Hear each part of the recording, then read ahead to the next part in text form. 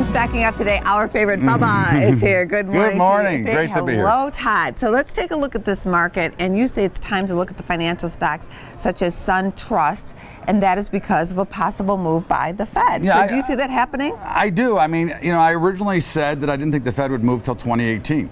You but did. I did. I mean, I'm not. I never duck from what I say. So I think, but what we saw last week, there was some real interesting action in the bond market, and you kind of knew the job number was going to be good, and it was 255,000.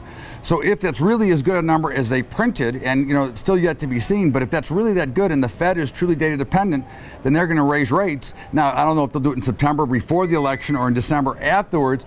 But at the end of the day, the banks, insurance companies, they all need desperately an interest rate rise so they can actually start lending money and creating more capital for themselves, because as well as the economy is doing, supposedly, they are not, because they don't get enough money on the street, so their profit margins are narrowing. And especially in that industry, they need to get money out to continue to make big profits, and that's where a problem is. And I think you look at some of the regional banks like SunTrust, that, you know, it's been stuck between 40 and 44.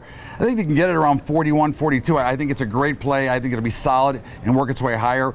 The regional banks, I think, are a little bit more powerful and will have a better move once we get this going. In a completely different sector, you also like Gilead Sciences. I do. What do you see happening there? You know, Gilead's been whipping around up and down like a yo-yo, and all of a sudden it's kind of found a real nice level around 80.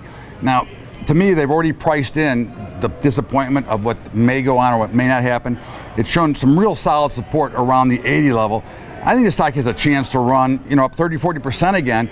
All they need is to get, you know, their diabetes drug and some of the other things going again, and I think it runs. I mean, it hasn't collapsed, so I think that looks really solid, and I'd look to be in there as well. Thanks for coming on the show. My pleasure.